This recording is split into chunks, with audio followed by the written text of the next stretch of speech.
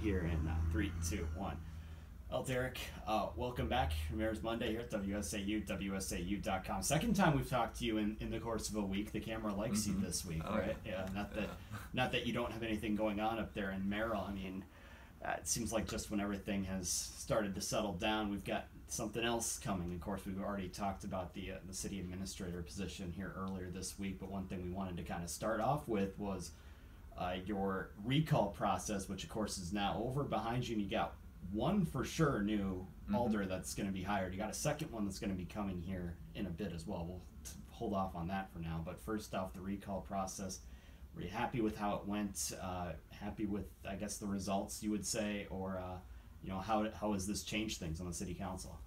It was really great seeing members of the public take action. They felt that they had to do something about last year's tax mistake, and rather than just whine about it, they actually did everything they could to influence their government. So it's really great to see citizens take the initiative like that. I do wish things had stayed a little more civil. There were some got personal. That was one of the headlines of our local paper about how it was getting personal. We gotta keep that out of politics. We gotta stay civil. But for the most part, things went smoothly. 4 out of the 5 incumbents maintained their seats. We have one new alderperson sworn in now. Unrelated to the recall, one of the aldermen has resigned shortly after the recall election results came in. Just a personal family issue. So now the council we're accepting applications. We'll be looking those over, and then the council will be deciding on who will be filling in for that position in the 6th district until the next election in April. So we have that coming. Any other? Yeah, absolutely. And you mentioned the alder that's resigning, and that's a very interesting process. We just went through that actually in Stevens Point just a few months ago. It's kind of a rare incident where the voters in that district really aren't going to have a say as to who represents them for these that period of time, yes. 5-6 month period of window. So you are accepting applications for that now, is that correct? Yep. And so if somebody in that district wants to apply, how do they go about that process? Go to our website, just Google City of Merrill. It's ci.merrill.wi.us, kind of a crazy URL. Yeah. We have it right on our front page there, a form to fill out, or you can go to City Hall and get the form there as well. Yeah, absolutely. And any pre-qualifications for that? Is it 18 years older and a resident of the 6th district. And no felonies, correct? Yeah, that's correct. Can't forget that part in there too. It's kind of an important part. But yeah, it's like I said, a rare incident. I mean, the city council is going to decide who represents, and then that person will be able to run for election, correct? And that's something the council decided at the previous council meeting, what we were going to do. We're kind of given 3 options. You can leave the seat vacant, which I don't know, that causes some problems. Would the people in the 6th district rather be represented by someone they themselves didn't elect, or would they rather just not be represented at all? So I think you'd rather have someone in the seat. The second option is the council can appoint an individual, and then the third option is we could take it to a vote, but because there are no other regularly scheduled elections until next year, is it worth going through a whole election process just to fill one seat for 6 months? So the council decided our best option is likely the council will make an appointment just to fill out the remainder of the term. Yeah, and again, that's going to run until the spring election 2020, correct? April. There's primary elections in February, I believe, if more than 2 people run, but April will be the final. Yep.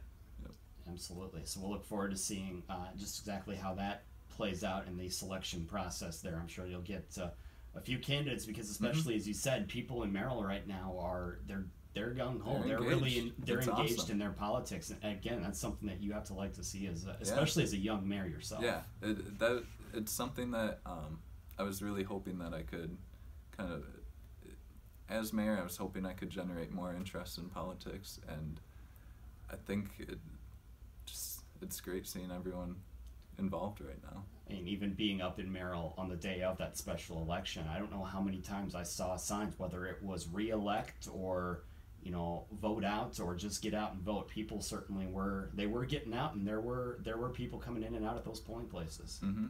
So it's definitely a good thing to see, especially because, national politics sometimes takes all the spotlight, but local, this is really where the decisions are made. Yeah, and this is where, as an individual, you have the most power. You can try and change the direction of the U.S., but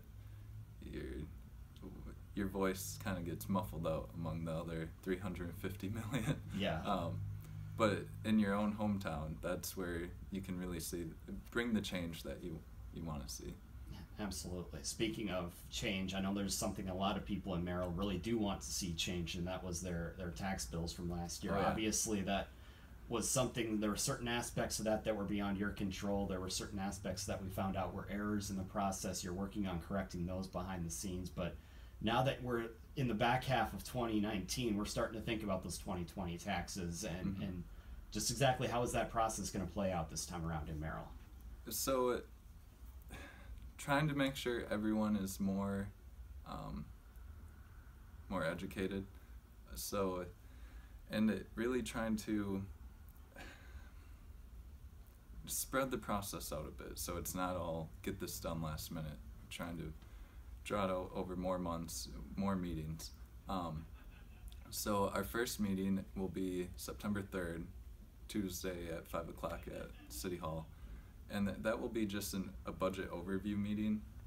We do have a few new members on the council, so the meeting will be to educate them about just all the ins and outs of a city budget. We'll have a representative from our contracted financial advisor come and be able to answer questions.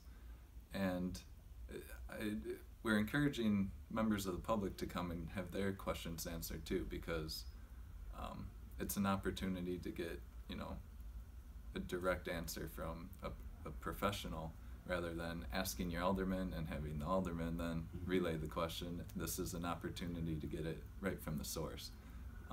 And I think that's a good way of doing it, because, the public might have good questions that will actually educate the council. So that's step one. Last year, our operations budget, we did an all-day meeting where, the whole council and all the department heads, we sit down for 8 hours and we go through the whole general budget, and it's the operations budget. And it was a lot to take in. So this year, we've split it into 3 separate meetings instead of one long 8-hour meeting. We're hoping for 3 2-hour meetings.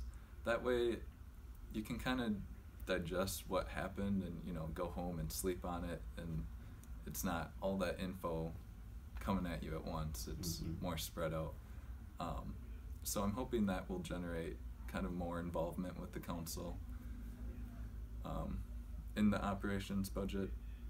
And then we'll have a meeting after those 3 where we kind of tie everything up before we bring this budget to a final vote. My goal this year is avoiding the veto. So last year, being a first year mayor, I took kind of a hands-off approach. I wanted to see how things ran without my direct involvement.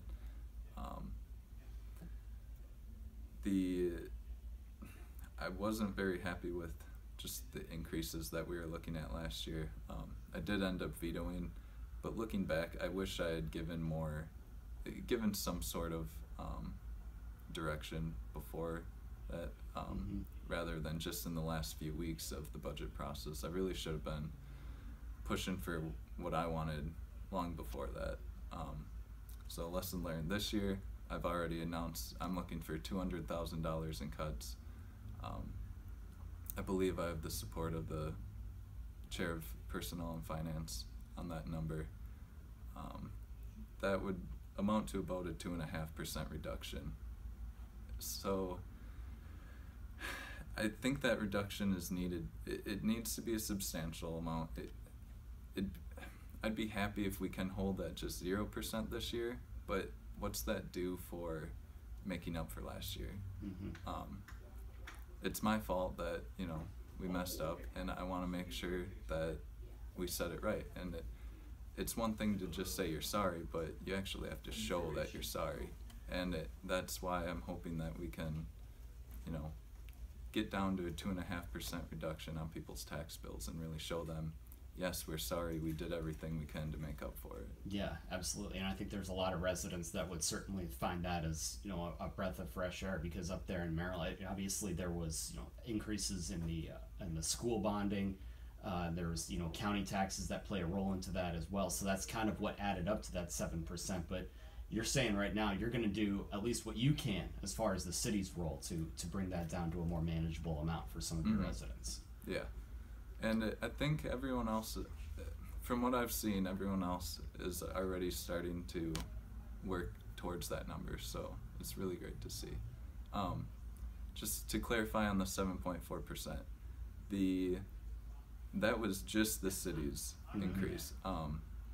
So without the county and the schools going into it, just looking at what the city charged last year in 2017 compared to what they charged in 2018, that was the 7.4% increase. Yeah, absolutely. Got to make sure we get all that stuff cleared up here as well. Because otherwise, in total, once everything comes in and then you take the state gives deductions, I think the final bill was around 3%. But on the city side, I'd just like to focus on what we're doing rather than what the final. Again, do what you can do to kind of help along in that process. Absolutely. Well, we can't talk about all of the the boring stuff, if you will, here, because there's a lot of great stuff that the city of Merrill has going on for it, and some things that you're pushing for and you're spearheading for. We've talked about getting more people outside, and these previous 2-3 times we've chatted as well. One that you're really moving forward with and moving forward with in a pretty aggressive manner is the skate park in Merrill. Give us an update on where you're at with that. Correct me if I'm wrong again, but you've got the site selected. And now you've got a contractor that you're working with that you're pretty excited about. Yep. I think we've talked about this before here. So one of my first actions as mayor, it's been a topic that'll pop in every few years in Merrill. We need a new skate park, and things will get batted around, and then nothing really comes from it. So I created a skate park committee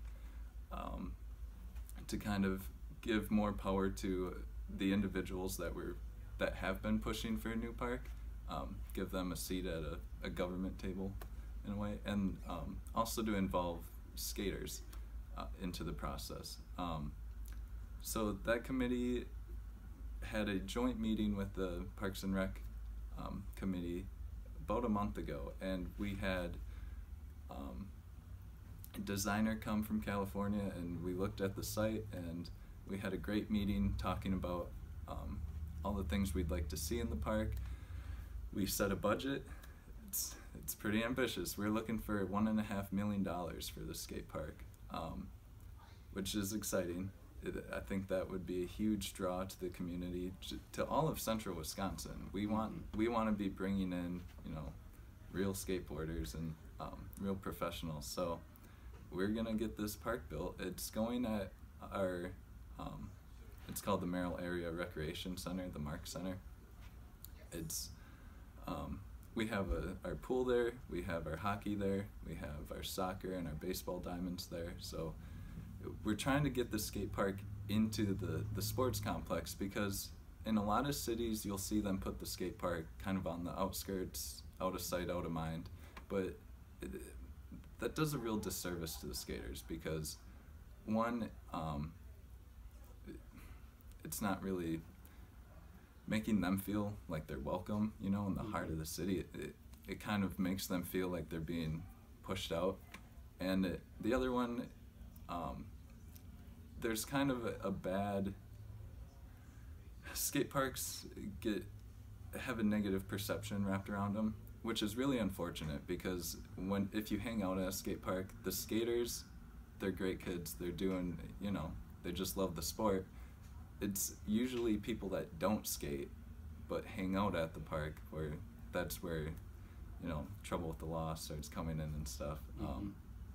So it's not the skaters, it's usually a whole different group of kids.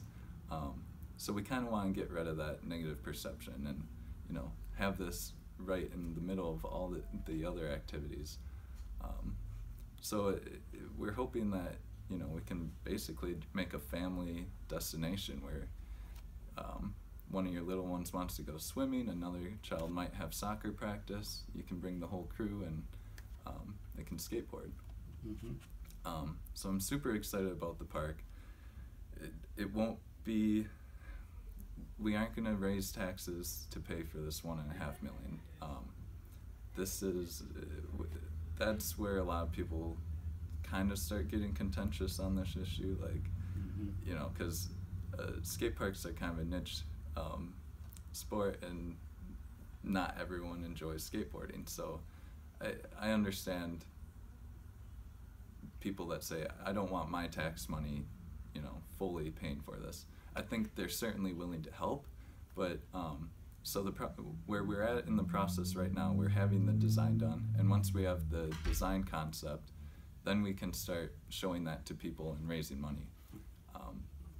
So that's going to be probably the most fun part of the process, where we're getting out, we're trying to host events, and do what you can to bring in money for this thing. Go to the foundations, get the private donations going somehow. Because again, it's a very ambitious goal of just over $1 million. What do you have as far as a timeline? Would you know when you'd like to have the money raised for that? And if you fall short, are you going to go with the lighter option, the Plan B option as well? I would guess. Right now, we're pushing for that $1.5 million. As a timeline, we don't have one set in stone. The designer asked what our timeline was when he was up here, and I said I would like to see it done before my term's over. Okay. So 3 years? 3 years, yeah. 3 years, 3.5 years or so. It would certainly give you some time to get fundraised, and definitely, especially for the kids that enjoy the sport, or even the 20-somethings that enjoy the sport. It's not just the teenagers. No. I mean, you can only skateboard for so long like that. The body can only take so much. But certainly, it sounds like something that could definitely become a unique destination in the region. For sure. That's the hope. We don't want to just offer something to the people of Merrill. We want to offer something that our whole region can enjoy. Absolutely. Well, we appreciate the time. We'll look forward to the progress on that as well. And again, all the best as the next few months plays out in the city of Merrill. We'll look forward to chatting again. Yeah. There we go.